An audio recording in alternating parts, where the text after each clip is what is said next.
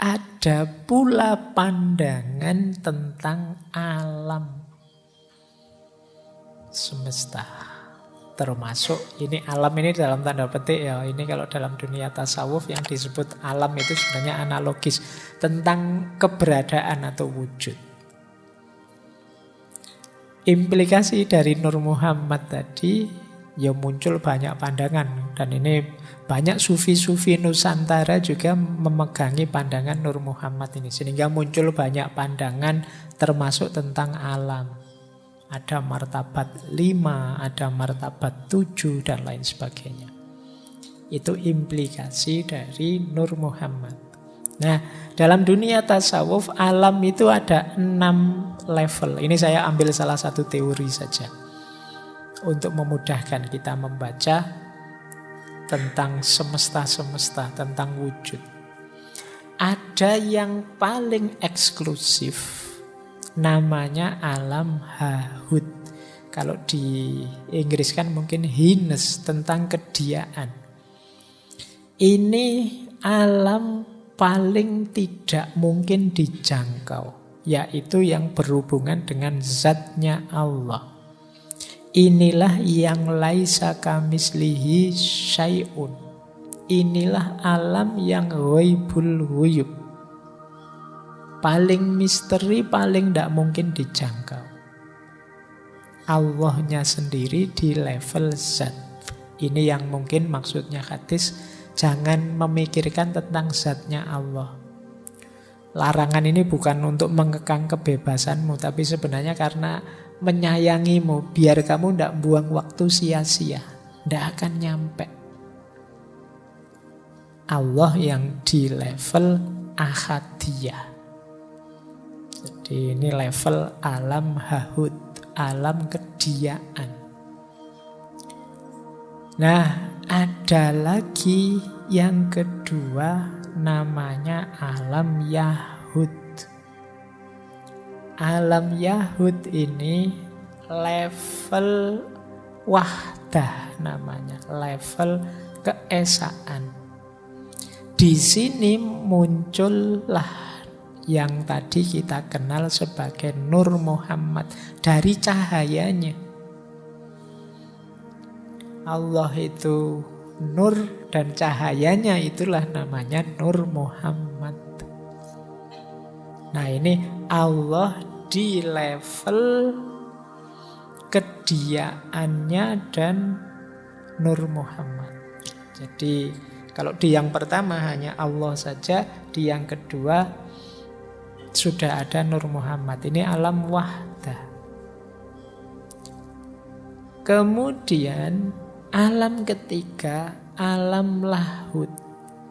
Alam lahut ini ya Allah, Nur Muhammad dan sifat-sifatnya plus potensi segala macam makhluk dalam Nur Muhammad.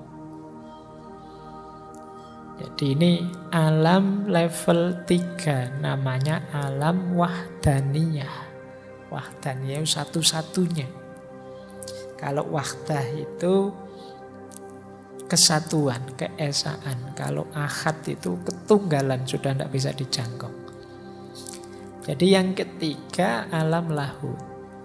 Di alam lahut ini Allah, ada Nur Muhammad dan makhluk, tapi dalam potensi yang ada dalam diri Nur Muhammad. Ini alam level 3. Yang keempat namanya alam Jabarut. Alam Jabarut ini nanti disebut wahidiyah, kesatuan. Dari kata-kata Jabar. Jabar itu kekuasaannya Allah.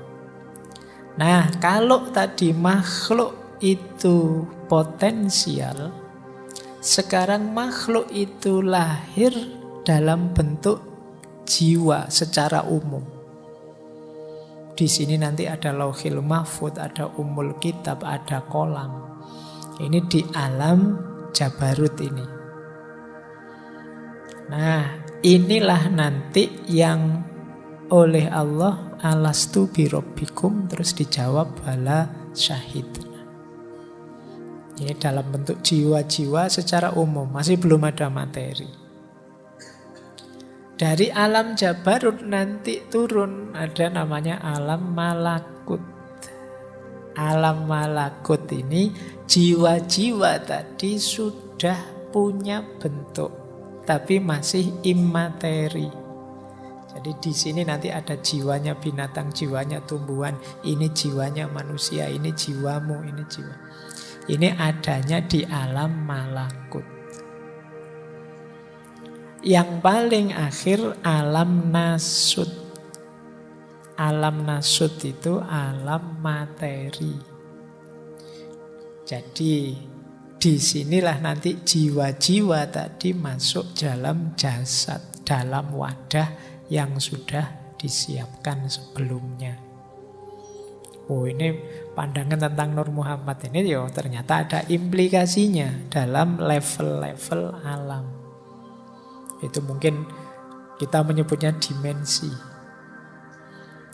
Alam yang banyak berlipat-lipat. Ada alam Hahut, Yahut, Lahut, Jabarut, Malakut, dan Nasut. Ini mungkin kalau pakai bahasa hari ini multiverse-nya tasawuf. Jadi hari ini kan rame tentang multiverse itu kan, berlipat-lipatnya alam. Ternyata ya di tasawuf sudah lebih duluan punya teori tentang alam yang berlipat-lipat.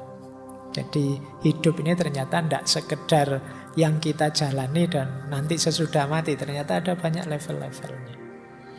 Oke, jadi ini pengaruh terhadap pandangan tentang alam.